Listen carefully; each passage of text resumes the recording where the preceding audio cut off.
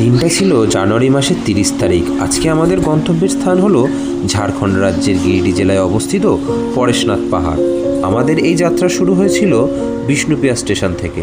এখন নামলাম তোমার ব্যান্ডেল স্টেশনে। এখান থেকে হাওড়া ট্রেন ধরবো।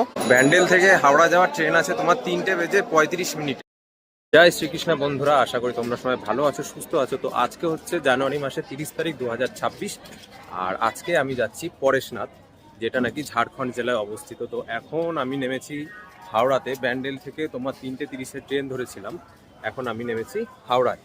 আর হাওড়া থেকে আমাদের 5:45 আছে মথুরা চম্বল এক্সপ্রেস। এবার আমরা দেখি আগে যাই কত নম্বর স্টেশনে ট্রেন দেয়। অনেক দিন ধরেই প্ল্যান হচ্ছিল তোমার পরেশনাথ পাহাড় আসার জন্য, তো ঠান্ডাটা থাকতে থাকতেই চলে আসলাম। আর এই ট্রিপে আমি একা নেই, আমার সাথে আরও 3জনা রয়েছে। এই হচ্ছে সোমাশ্রী, আর সামনে যারা দুজন আছে দেখাচ্ছি দাঁড়াও। আমার তাড়াহুড়োতে বাড়ি থেকে জল আনতে ভুলে গেছি। 4টে রেল নিট দাও না, একবারে 4টে বোতল নিয়ে নিয়েছি। 12177 মথুরা চম্বল এক্সপ্রেস তোমার 8 নম্বর প্ল্যাটফর্মে দিয়েছে। ছাড়ার টাইম হচ্ছে বিকেল 5:45। ঘড়িতে সময় 5:09, আর আমাদের ট্রেন দিয়ে দিয়েছে প্ল্যাটফর্মে। গেট এখনো খোলেনি। আর আমাদের কোচ নাম্বার হচ্ছে S3। আমাদের কোচটা দিয়েছে ICF কোচ, ঠিক আছে, পুরনো কোচ। এই হচ্ছে বেসিন, প্রথম থেকেই দেখছি পুরো নোংরা অবস্থা। বাথরুমটা দেখো, বাথরুমটা পরিষ্কারই আছে এখনো, যদিও বা হাওড়া থেকে ট্রেন এখনো ছাড়েনি, বুঝতে পারছি না ছাড়লে কতটা কি হবে। ঘড়িতে সময় বিকেল 5:45, আর আমাদের ট্রেন পুরো টাইম মতো ছেড়ে দিয়েছে হাওড়া থেকে। আর এই ট্রেন স্টপেজ দেবে হচ্ছে তোমার ফার্স্ট স্টপেজ বর্ধমান, তারপর দুর্গাপুর, তারপর আসানসোল, ধানবাদ, নেতাজি সুভাষচন্দ্র বোস জংশন, আর তারপরে আসবে পরেশনাথ। পুরো টাইম মতো ছেড়ে দিয়েছে হাওড়া থেকে। আমরা এসে পৌঁছালাম আমাদের এই যাত্রার প্রথম স্টপেজ বর্ধমান জংশন। তোমার নামার ট্রেন ঢোকার কথা ছিল 6:55-তে, আর ঢুকেছে হচ্ছে 7টার সময়। এখানে 3 মিনিটের হল্ট আছে। পরেশনাথ স্টেশন ঢোকার টাইম হচ্ছে রাত 11:05। এখন 3 মিনিট লেট আছে, দেখা যাক কতটা টাইমলি ট্রেনটা ঢোকে। তোমার হাওড়া থেকে পরেশনাথ টোটাল এই ট্রেনটা অতিক্রম করবে 305 কিলোমিটার। ছেড়ে দিয়েছে বর্ধমান স্টেশন। 3 মিনিটের হল্ট ছিল এই স্টেশনে। হাওড়া থেকে পরেশনাথ যেতে টোটাল এই ট্রেনের সময় লাগবে 5 ঘন্টা 30 মিনিট, মানে অফিসিয়ালি। এবার লেট করলে বোঝা যাচ্ছে না ঠিক কতটায় পৌঁছাবে। আমি বর্ধমান স্টেশনে আগে কখনো আসিনি, ফার্স্ট টাইম আমি এই বর্ধমান স্টেশনে আসলাম, এইবারই ফার্স্ট। এর আগে কখনো আমি বর্ধমান স্টেশনে আসিনি। স্টেশনটা অনেকটাই বড় আর বেশ পরিষ্কার পরিচ্ছন্ন এই বর্ধমান স্টেশনটা। আমরা আসলাম আমাদের জার্নির সেকেন্ড স্টেশন হচ্ছে দুর্গাপুর। তোমার দুর্গাপুর বিফোর টাইমেই ঢুকেছে, 7:44-এ ঢোকার কথা ছিল, সেখানে 7:43-এ ঢুকেছে। এই হচ্ছে রাতের দুর্গাপুর স্টেশন। প্রায় অন্ধকারই, খুব একটা বেশি লোকজন নেই। এই স্টেশনে হল্ট ছিল তোমার 2 মিনিটের, আর ছেড়ে দিয়েছে আমাদের দুর্গাপুর স্টেশন। এখন আমরা ক্রস করছি দুর্গাপুর স্টেশন। আমরা চলে এসেছি আমাদের এই জার্নি থার্ড স্টেশন আসানসোল, কিন্তু অনেকটাই লেট করলো।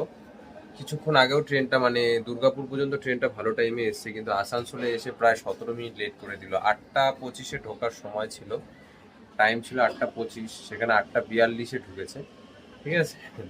আর এই স্টেশনে স্টপেজ আছে তোমার 3 মিনিটে। এই হচ্ছে আসানসোল স্টেশন, আসানসোল জংশন। বেশ সুন্দর পরিষ্কার পরিচ্ছন্ন স্টেশন। 12177 এই ট্রেনে তোমার আছে হচ্ছে general, sleeper class, AC 3 tier, economy, আর AC 3 টায়ার, AC 2 টায়ার, আর AC ফার্স্ট ক্লাস। কোন ক্লাসের ভাড়া কত আমি ডেসক্রিপশনে দিয়ে দিচ্ছি, আর স্ক্রিনেও মেনশন করে দিচ্ছি তোমাদেরকে। গার্ড সিগন্যাল দিচ্ছে, আর এদিকেও সিগন্যাল হয়ে গেছে, এখনই ছেড়ে দেবে আমাদের ট্রেন। ছেড়ে দিয়েছে। 5 মিনিটের হল্ট ছিল, 5 মিনিট কমপ্লিট করে আমাদের ট্রেন ছেড়ে দিল এখন আসানসোল থেকে।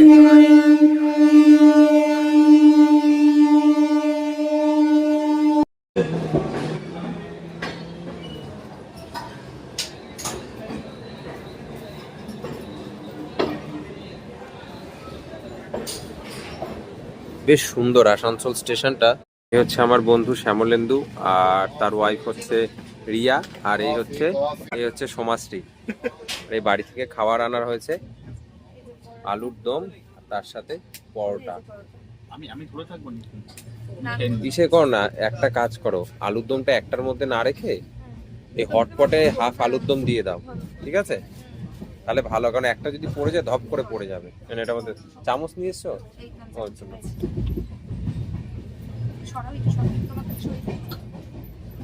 দেখিস গায়ে পড়ে না যেন। তুই ছাড়।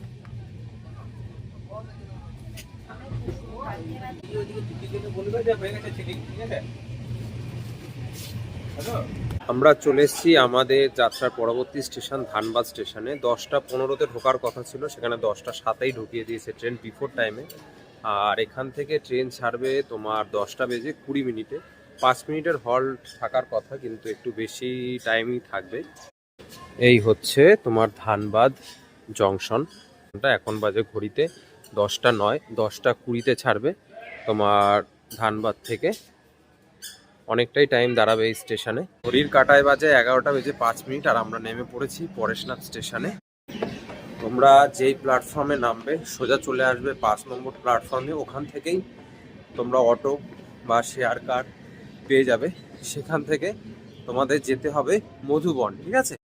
এই হচ্ছে বেরোনোর জায়গা। এখান থেকে তোমরা শেয়ার কার পেয়ে যাবে। আমরা এখান থেকে শেয়ার ট্যাক্সি নিলাম, ঠিক আছে? 70 টাকা করে চেয়েছিল। अभी छोड़ देंगे, ঠিক আছে। যে এখানে তোমরা নেমেই দেখতে পারবে এরকম ভাবে পুরো শেয়ার ট্যাক্সি থাকে। 70 টাকা 60 করে তোমার ভাড়া নেবে। এই হচ্ছে তোমার পরেশনাথ স্টেশন, আমরা নেমে গেছি। আর এখান থেকে তোমার শেয়ার কার পেয়ে যাবে মধুবন যাবার জন্য।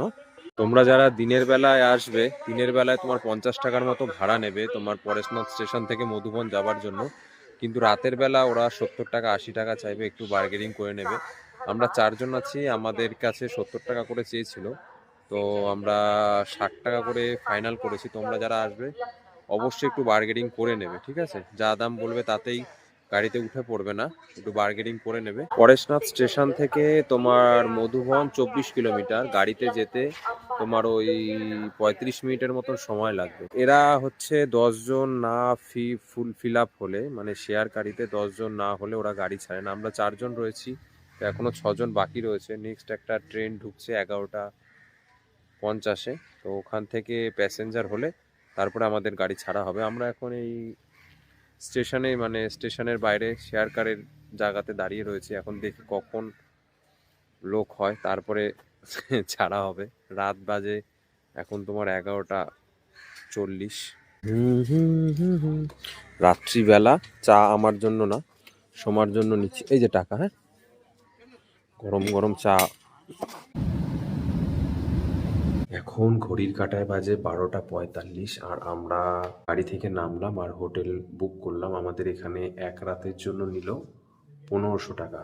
তো কালকে সকালে আমরা বেরিয়ে পড়বো পাহাড়ের উদ্দেশ্যে।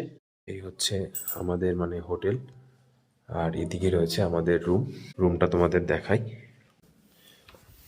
এই হচ্ছে আমাদের রুম। এটা আমরা মানে ডবল বেড নিয়েছি, যেহেতু আমরা 4 জন রয়েছি, ঠিক আছে? বেশ ভালোই। এখানে একটা আয়নাও রয়েছে, আর এখানে তোমাকে কম্বল দিয়ে দেওয়া হয়েছে শোয়ার জন্য। যেখানে এখানে একটু হালকা ঠান্ডা রয়েছে, হালকা না ভালোই ঠান্ডা রয়েছে। আর এটা হচ্ছে ওয়াশরুম, ঠিক আছে? পরিষ্কার পরিচ্ছন্ন, কিন্তু গিজার নেই। হ্যাঁ, বাথরুমটা পরিষ্কার, গিজার নেই। আর এখানে আছে একটা ছোট্ট আয়না।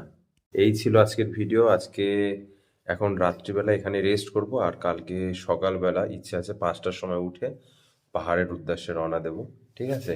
তো দেখা হচ্ছে পরবর্তী ভিডিওতে। টাটা।